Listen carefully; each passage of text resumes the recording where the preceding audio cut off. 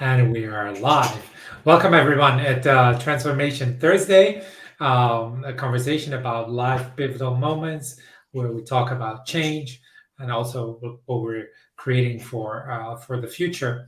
Today, I have a special guest, Maggie. She's the owner of Freedom and Empire. I've been working with Maggie for what 6 months now. Something like that, yeah. Yeah, and I mean we'll get to talk about that maybe later on. It's been a very fruitful cooperation for me. Um, Maggie is a business and marketing strategist. She, how shall I say? I mean, you lived in many countries. I'm very happy to hear your experience about that. I've lived in many countries myself as well. Um, yeah, I'm just really like curious. We'll introduce yourself first to the viewers, and then we'll then move into the section where we'll talk about transformation. So, Maggie, who are you? What do you want to share with us? So many layers. No, Bas, thanks for having me. I'm a business and marketing strategist. Essentially, I help coaches, consultants, and service writers make more with less and repackage the knowledge and skill set to sell something that is impactful and leveraged, and so they can stop selling their time for money. Like you said, I grew up in a few countries, mostly in the US and in Singapore. My formative years were in Singapore. So if I wouldn't get funny looks when I would just answer the question, where are you from? I would say from Singapore, but I can't because everyone's just like, oh, but where are your parents from? And blah, blah. My parents are Czech. So I'm Czech by birth, US Singaporean by upbringing. And when I was 20 years old, I bought a one-way ticket to Amsterdam. Felt like a good idea. And I stayed. So that's what made you decide to stay in Amsterdam? The plan for me at the time when I was 19, 20 was that Amsterdam was temporary. I would finish my university here. I would go back to either Singapore or to Australia, and I would start up my own theater company. That was the dream. Okay. Theater company, you said? Theater company, yeah. Okay. Yeah. I was really into theater. I got into certain like good universities or good schools in Singapore because of how much I was doing with theater. I thought that was going to be my life's purpose and plan and all of that good stuff. Fortunately, my mother convinced me last minute to first study a business degree instead of first studying, stage management or directing, just what I wanted to study. She said, if you study business, you can always go to theater. If you study theater, it's a bit more difficult to do anything else. And because of the decision 2 years later, when I wanted to move out of Singapore because I felt the culture got just a bit claustrophobic for me, and I had a European passport, it was a lot easier to transfer because I was in the middle of doing a business degree. Okay, good. So, yeah, one of the things you said as well is like you're a bit nerdy and you love the games. I don't know what is the game you play? Oh, so many. Anything with Okay. like magic and dragons, I'll be playing it. Okay, good. I really like that. Yeah, so in this let's say LinkedIn Live, or we talk about transformational moments in your life. What is a moment you would like to share with your viewers, whether that is personal or in your career or with a client where Yeah. I think one of the biggest ones that I can point to and say that was an absolutely pivotal moment for me was about 2-3 years ago. I was a booked out one-on-one coach and strategist. Things were great. I was making like 10, 15K a month, holy grail of being a one-to-one coach and strategist. And I hated it. My calendar was booked out. I was trying to scale with launching courses. And launches I needed like 7 contractors on my team to just handle all of the tech and marketing and the podcast and everything. And I was still like, I want to have coffee with a friend. That was the light bulb moment. I asked a friend of mine, Molly, who's living in Amsterdam at the time, if she want to go get a coffee. She said, yeah, sure. When are you free? And I looked at my calendar and I was like, my next availability is in 3 weeks. I was like, what? I run my own business. Like, I decide my own schedule. I decide what I sell and how I work with clients. And I can't have a coffee with a friend when I feel like it. I've built myself a golden cage. Like, I built it. Yeah, yeah, yeah, yeah. So that was my moment of like, ooh, this needs to change. I kind of went a little bit scorched earth on it in the middle of my launch of what was my signature course, the micro launch method. I know you've seen that round. Yeah. In the middle of that launch, I announced it that, hey, this is the last live round that's happening. Mm-hmm. I stopped taking on one-to-one clients. I finished any contracts that I had, then I stopped, and I went all in with a one-to-many program. And how did you came to that idea, or like the idea for you that that Yeah. was the route to go? I knew I needed something that was more leveraged, that Mm-hmm. that was not my time with a client on a call equals to me making money. I needed something that was a bit more leveraged. I had tried the courses route, and Mm-hmm. I felt that my clients were not getting the best results that they could get from just a course because it was missing certain information. Mm-hmm. I was like, they don't need this. They need coaching. They need like my opinion and my eyes on their thing to apply it. I was also running a mastermind, which then didn't have the information. It was very unstructured. I was like, well, that's pure coaching. They actually need more of a structure. So there were like a lot of reasons in this decision. And I had always just been really scared to do this really, because I was like, well, what do I know, and do I know enough, and whatever, all of those things. And it was the best thing ever I could have done. Not Okay. just for my time and profit, but also for my client Mhm. results. Okay. And out of that, like when you started doing that, I kind of assume you envisioned a certain trajectory or a certain opportunity or a certain possibility. Um, did new opportunities that you didn't think of arise along the journey? Well, I had a $73,000 month about 6 weeks after this decision, or Okay. 8 weeks. So that's something that I definitely hadn't thought it would happen. I had my first 100K month that same year, Uh-huh. and I'm now in a position where I've got a business that feels very sustainable. It feels very, very scalable, and I Mm-hmm. have one part-time team member that's also my sister, which Mm-hmm. is really cool that we get to work together. And I get to also basically fund her life because she gets to be a digital nomad hiking around, Argentina and working for me. So it's been almost like ripple impact that way as well, which is like that gives me a lot of fulfillment. It's Okay. really happy. Yeah. And like in in retrospect, I mean, it's always easy in hindsight, but in retrospect, is that something like going to you use it like from you've said like a sentence, you use it from burnout to booked out or Yeah. something?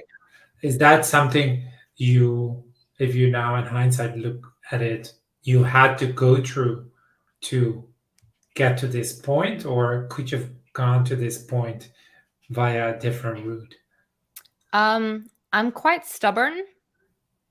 So I think I generally need to go, like I need the lesson in my face to be able to learn it. Mm-hmm. So I had mentors telling me for years before that, Maggie, stop selling 8 different things. Pick one thing, pick one offer, one program, blah, blah, blah, like make it evergreen. I didn't listen because it was scary. Uh-huh. So I feel like that's just had to be part of my journey. Okay. So what am I not listening to, Maggie? We'll talk about that later. You can be blunt here. It's not a problem. It's totally fine. We could talk about that some other time. So how was it for you, like living in all these countries? What is the thing you took away from that? I think I can be quite sensitive, like in a good way, to people, Mm-hmm. to understanding nuances of culture, of communication. And I would think, or I think, I'm good at also shifting how I work with my clients based on Mm-hmm. who they are.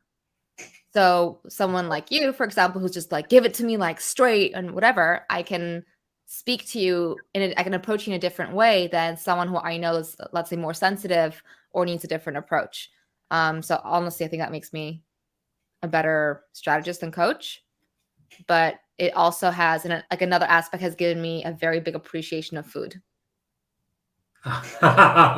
Okay, what's your favorite kitchen? Singapore. Hands Okay. down, hands down. It's a little like it's a bit of a cheat answer, to be honest, Bus, because Singaporean food is like Chinese, Malaysian, Indian, Mm, different fusions. But yes, I ate Southeast Asian food, Singapore cuisine, hands down, best. okay, I totally get it. I like on one of my trips, no, one of my trips when I lived in China, I was living in this hotel and we got to there was this Sichuan restaurant Mm, and we got to eat there every Sunday night and it was like it was these chefs were brought in from the Sichuan province to work in Shanghai and their like cooking skills and the way they created the dishes and the creativity and then presenting it was just like phenomenal. yeah, It's like the taste was so good and it was I mean it was the Sichuan kitchen is very spicy but then like I've been trying like for the last what is it now, oh, well, 30 years no not 30, 25 years hmm, to find a similar Sichuan experience yeah. but it's just not possible. You know, Honestly, I just you started need to go finding there. the I started finding the Singapore recipes online and just making them at home myself. Because also on principle, in Singapore, it's not so much about restaurants, but you have like these hawker centers. We have Yeah, the yeah, big yeah. food courts, and Uh-huh. food there's really cheap. It's like at least 10 years ago, it's like $3 per meal, or maybe now it's five, whatever. But then Yeah, you go yeah. here in the Netherlands or in other parts of the world, I'm like, it's $20 for like something I would have paid a couple of dollars for. Uh-huh. On principle, that annoys me. Yeah, yeah, yeah. And then it's also like it's even adjusted to the taste here, you know, it's not real the real thing. Yeah, No. Okay. So any other turning points you would like to touch on or I think business wise, that was the big one. Personal wise, personally, the one I mentioned earlier, like make that decision to move out of Singapore when I was 20 with a one-way ticket to Amsterdam. I had no connection to Amsterdam. Like literally, some people ask me like, why the Netherlands? Why Amsterdam? Like, I don't. It felt like a good idea. I was looking for a place where I could continue my business degree in Europe. Someone said, check out the Netherlands. They speak English, and universities are not too expensive. That I wrote an email to every single university in the Netherlands with a business degree. I was like, hey, here's my story. Please take me. And they yeah. all said no, except one, Uh-huh. which was in Amsterdam. They were like, yeah, cool. Pass your last exam. See you in February. Okay. And I transferred. I'm still Facebook friends with the guy who saw that email and said yes. And 10 months later, I went on a coffee date and I met my husband. And you know, my life would have been very different without any of those things. Okay. Yeah, it's I did similar thing when I went to China. You know, I just like I was graduating from a hotel management school, and I wanted to do something different than like work in the Netherlands, uh, or maybe like Brussels or Paris. Yep. You know, let's do something crazy. And I mean, this was in 1996. There was no internet. There was just nothing. You know, Mm, so I hadn't even like read The Lonely Planet about China. I hadn't read anything. I just like I think this is a really good idea. I yeah. like, and then I ended up working 100 hours a week, and it wasn't such a good idea. Fun. But it's like one of these things. You know, it was like it was uh, like one of the best lessons I had. You know, business wise, and like I saw like people that were like 10 years ahead of me there Yeah. and working these crazy hours, and I was like, I do not want to have this life. Yeah. And that really like gave me, and like I did not know at the time where I was heading, but definitely, um, yeah, that direction. And if I had not had that experience, that I needed to have that experience to be where I am right now, and to make that decision because I could have easily decided to become this hotel director or Yep. whatever, and be working 100 hours a week still. You Yeah. know, no, I did it, and I'm very, very, very Mm. happy about that. So I,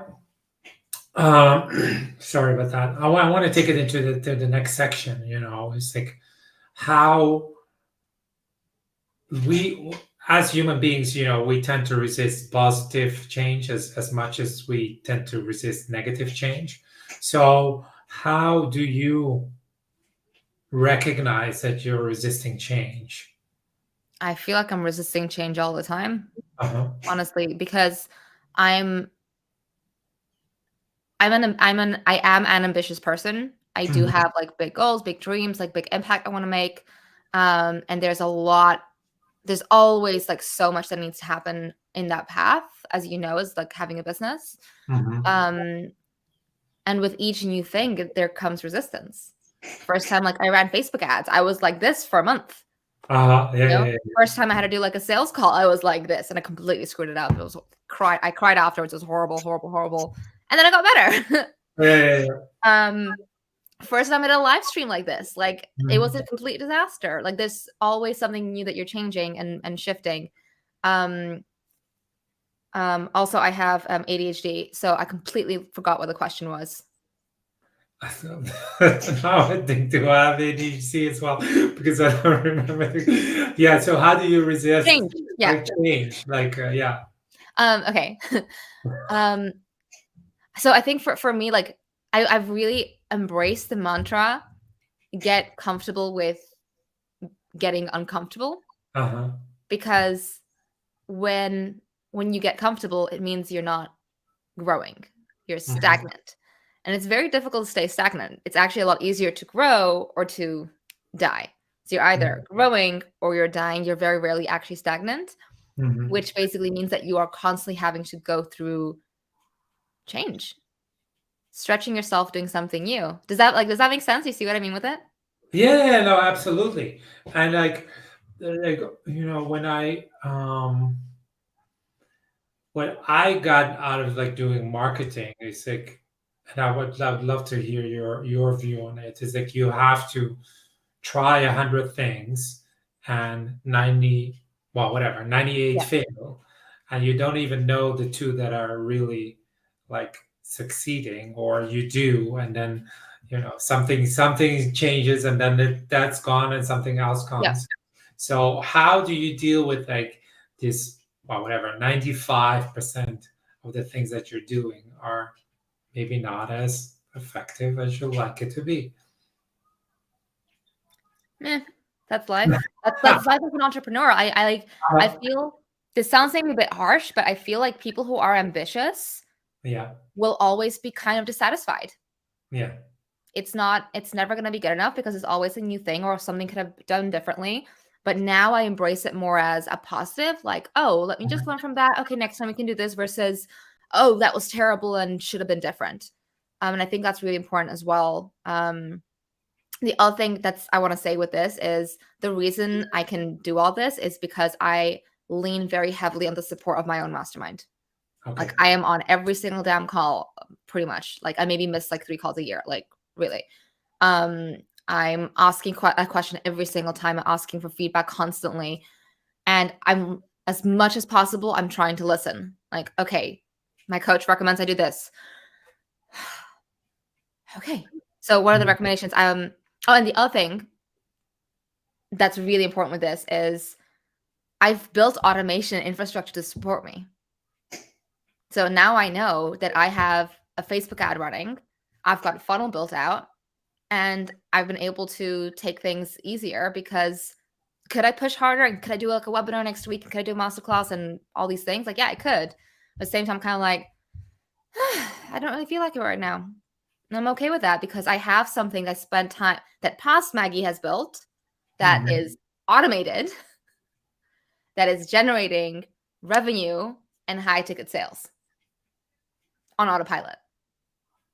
And yeah, that might not be forever, and I do stuff to check, like I check my ads twice a day and things like that, but then that takes me like 15 minutes when things are Mhm. running and I'm done.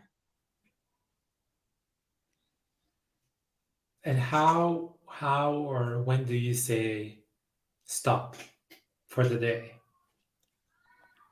I have a strange schedule. Right. Because obviously I live in Europe, but I work a lot with the US. So most evenings I'm working till about 7:30. Between 7 and 8 is kind of when I stop. Um, so I just stop after my last call because that's it for the day. But then I take a like really long lunch break. I like, 2-3 hours. I chill, I walk the dog, that kind of stuff. Have a coffee with your Mm, friend. Oh. I have like a matcha, so like one no, decaf coffee is my thing. I can't. Okay, I mean, just like having that drink with your friend is what I mean to say. Yes, exactly. Like today went Mhm. for a massage. Okay. Like it's just um and that's a bit of it's a bit of a conundrum because I do kind of feel guilty about it as well because I'm like I was sitting in a because I said today I'm going to take today off because I've been working really hard. I want to take a breather. And I was like, I've got a very busy afternoon because of like 4 calls and lives and stuff today.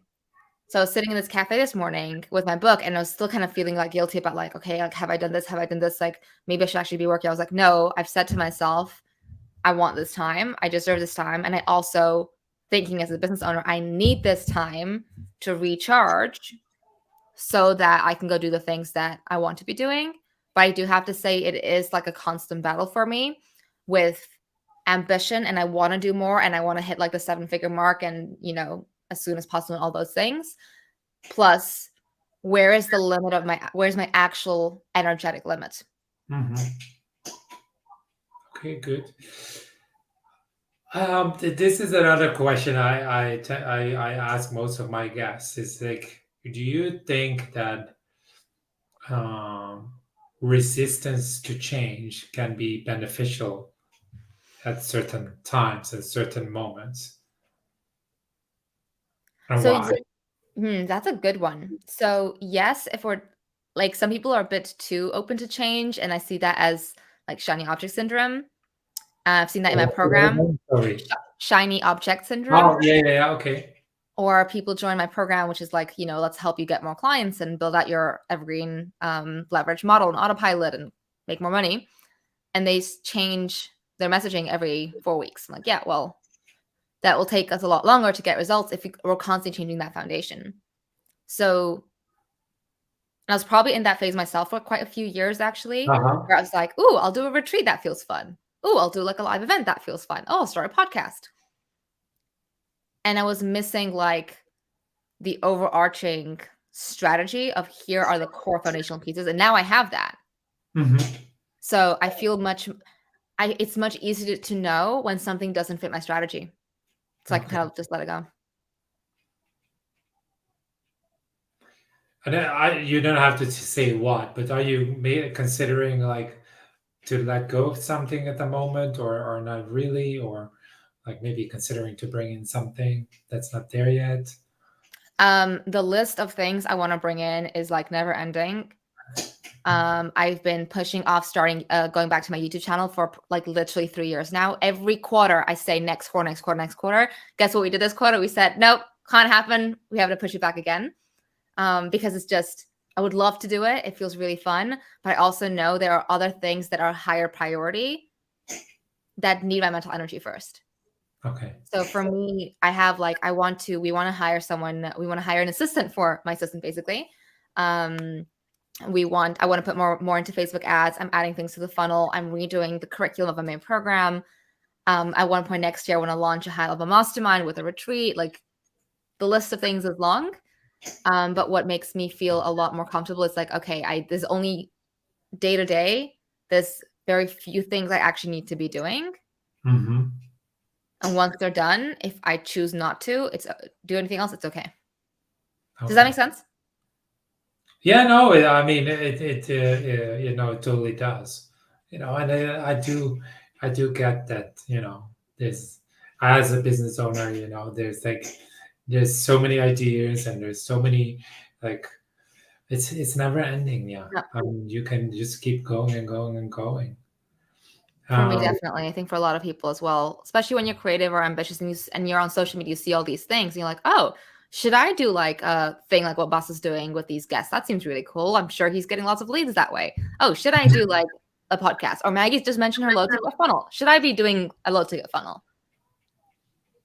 It's Yeah, difficult. I mean, sometimes like I have this love-hate relationship with social media, and Yeah. especially for these things that you say, you go there and you see like all these things that you could be doing or should be doing, and this person says you need to do courses, and the other one is like you need to do webinars, and the other one is like no, direct messaging only.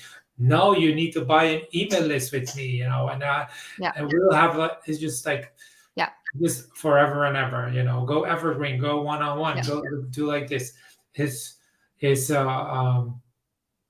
yeah, I hear Yeah. I hear you.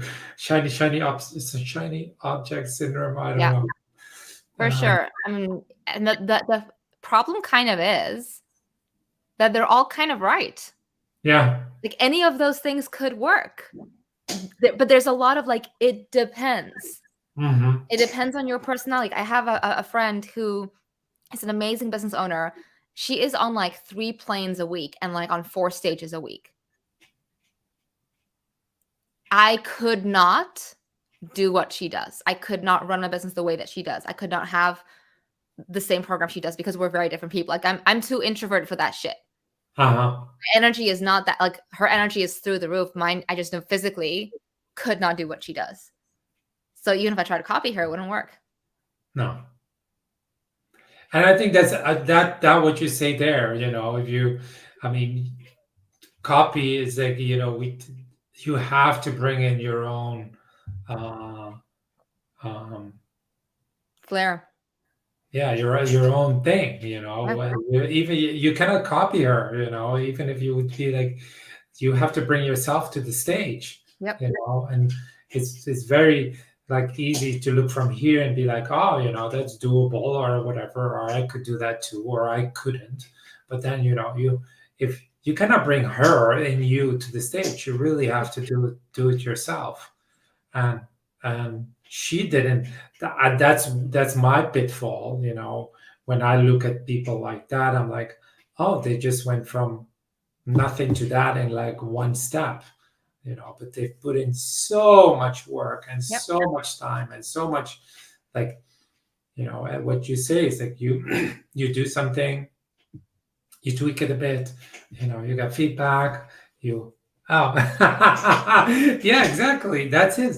And it's a continuous I mean, it Yeah. never stops. Yeah. I mean, I shared with you before, like how I'm running a low ticket funnel now that's super profitable. My mentor was just like, oh my God, let's scale crap out of it. But I didn't start out thinking, oh, I'm going to build out a low ticket funnel. I started out with something totally different, which was like back in January, I was thinking about, okay, my social media reach is like going down. Like everyone's is. It's a bit weird. It's annoying. How can I maximize my visibility and basically be everywhere without using ads? That's what I want to do. And at that time, I was like, well, the thing that's working now is short form video. So I had this big batch day because I'm ADHD. So it's like, it's either happens all at once, it's never going to happen. I ended up filming 180 videos in one day, which is cool. And I mentioned it in this Facebook group, but everyone was like, oh my God, how do you do that? I was like, I don't know. I made the script with ChatGPT and I sat down and I filmed it. And then on a flight to my mastermind, I wrote my husband actually told me, write out your process for next time. Like what were the steps? I wrote it out, realized that's pretty good. Actually, I could make this a Google Doc and I could share it. And I just said, hey, I wrote a 2,000 word guide on how I film, how I use ChatGPT and AI to help me film 180 videos in one day. Who wants it? 300 people said yes. I'm like, oh, interesting. Okay. Decide to do a live workshop on that topic for $47. How to train ChatGPT in your own voice and use it to create client getting content, and made that. And then when that worked and I tripled my forecasted sales for it, that's what I turned into a funnel. It's following the mess, just following what worked. Yeah. It's really like what you show on your cup, test it, tweak it, and tweak it again and tweak it again. And whatever next step you're going to do, it's like there will be some test and some tweaking to that as well. Yep. And you improve your product little by little. You're Uh, never done. no. You're never done. So for those people that are watching and thinking, why my face is everywhere all the time, is because of this woman. So yeah, thank you for that. And okay, anything you else you want to say about change, or you want to bring into the conversation, or I think it's like I kind of share my perspective from being like an openly, I am ambitious. I do want to have 7-figure business. I do want to have certain goals. But if you like are happy with how much you're paying yourself, so not your business revenue, not your profit, how much you're paying yourself from the business, and you're happy with that, you also don't have to aim for 7 figures. Like I want to, because I don't know, I think part of me, because I had this conversation like ages ago with my husband, who was doing a bit of, I don't know, sales with me basically. He's like, why do you want to build a 7-figure business? And I was like, well, when it comes down to it, I feel like I was really seen as a screw up when I was in school. Like I had undiagnosed ADHD. I was constantly reading a book under my desk, forgetting homework, careless. Like Maggie would be so good if she only knew how to apply herself, all that shit. And they tried to kick me out of school once, like when I was 14. I had dropped anyway, all these things. And it's almost like this ego thing. I want to prove something to people who definitely don't care. mm-hmm. But there's still something within me to want to prove that, even though I know hitting 7 figures or whatever milestone is has nothing to do with it. It's just this thing that I want. But that doesn't mean that has to be your goal. Like maybe you want to pay yourself $80K a year and live life. Cool. Yeah. Have fun. Be happy. It's the whole point of this business thing, is to build yourself a lifestyle that you actually enjoy. Absolutely. Yeah, I totally agree. That's what a lot of business owners and entrepreneurs are struggling with. They're just they're in this constant next thing. What am I need to create something new, and then at the end, they whatever pot of gold that is, whether that is like a house or freedom or early retirement, or an early retirement can be, let's say, relatively cheap to extremely expensive, and either way is fine. But it's also like being in the moment, and living in the now and in the present, because that once you reach that pot of gold, then there's always a next thing. I mean, you've been in this constant trying to catch the next thing. Once you get that pot of gold, you'll be looking for another next thing. I think that's okay, but I think you just have to be aware of that. If you have that ambition, you are also going to have a constant sense of dissatisfaction, which is okay as long as you balance it out. Because I've definitely gone to extremes where I was beating myself about stuff, or beating myself up about stuff, or saying, oh, I screwed something up, and then people were like, what are you talking about? Like, you're actually doing well. So balance it out with gratitude, with celebrations, with we do, we have confetti toss Fridays, or on all our calls, we always start with share our wins. And that could be we made a $7 sale. That's fine. But we need to be also, if you are ambitious, you have that satisfaction, you have to balance it out and actually celebrate things. Absolutely. I totally agree.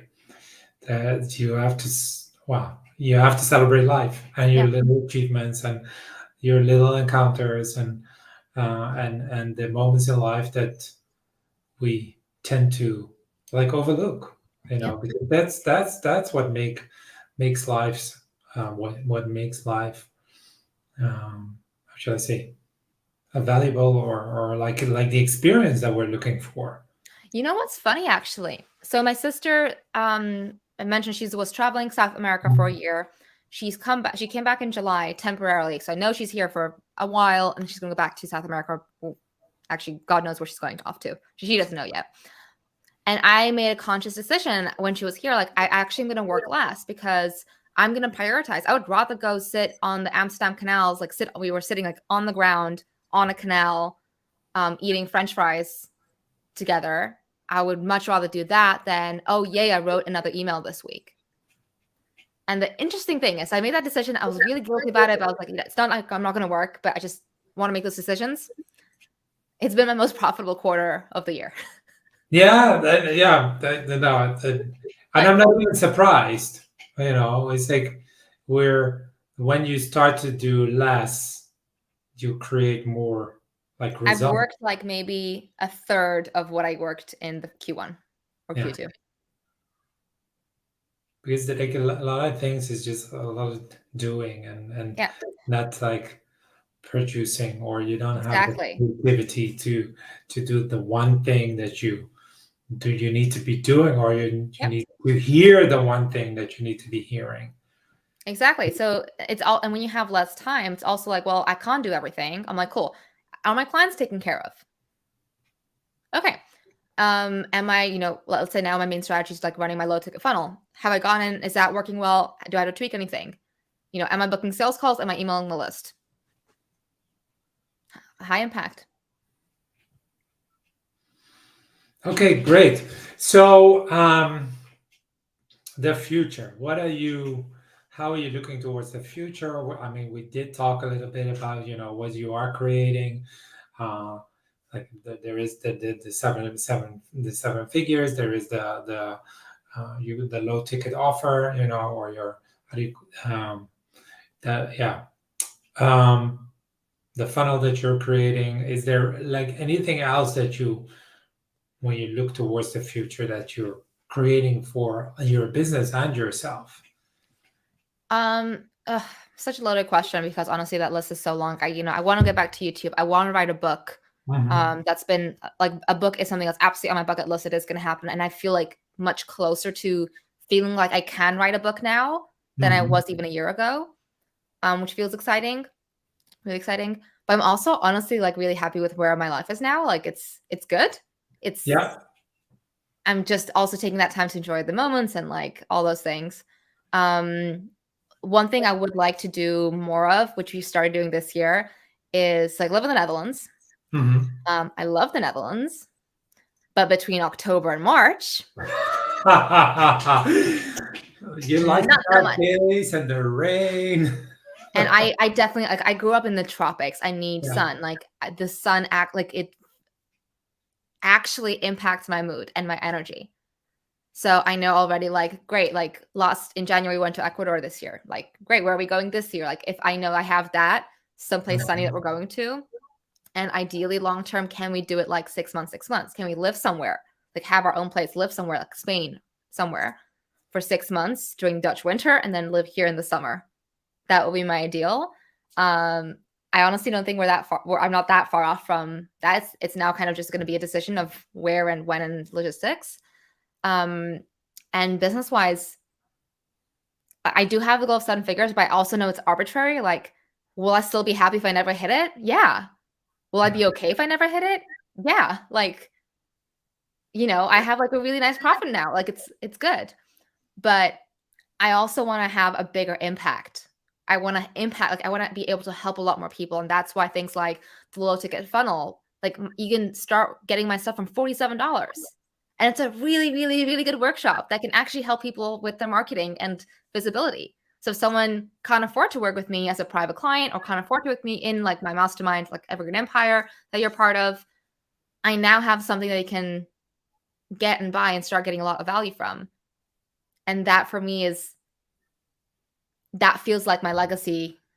Sounds a bit weird maybe to say that, but that things like that feel like it's part of my legacy of why I'm on this earth, to be able to actually help as many people as possible move towards their own financial independence, make their own money. Oh, yeah, maybe a shitty question. Would you rather impact 1,000 people through your low ticket offer, or 10 to your high ticket offer? 10 with my high ticket offer because I know my high ticket offer has literally changed lives, families. Okay. Like I've had people go from 0 to 30K a month. Hmm. I've had people tell me like we've been able to build our dream house because of working with you. Hmm. Um, just incredible results that actually like that changed that person's life plus like their family and it has a ripple effect. I Yeah. know one of my clients was saying to me that she was making like a lot of money suddenly. They flew like business class with the family, and her sister like really wanted a Dyson Airwrap, which is like 400 euros or something, and she was just able to buy that as a gift for her sister, just like that. I think that's cool. I think that's really cool. Okay. So where can people find you, reach you? What can they reach you for? Just feel free to make as Yeah. much Yeah. for You. yourself. I'm sorry. Make as much promotion for yourself. Go for it. There's no No. limit. I think the big thing is if you are a coach, consultant, service provider, agency owner, and you want to make more with less, then come talk to me. You can DM me on, wherever you're watching this, just send me a DM. I'm also happy to help like in DMs if you have a question something I can help with. But ultimately, what you can do is just book a free strategy session with me. No strings attached. What we're going to do is really look at where are you now, where do you want to be, and I'll help map out like a customized roadmap of here's the areas I believe you need to be focusing on to get to your goal. And then that's really it. And if you want to get my guide on how I create 180 videos in one day, then let me know, send it over for free. Okay. Well, I'm one of your customers.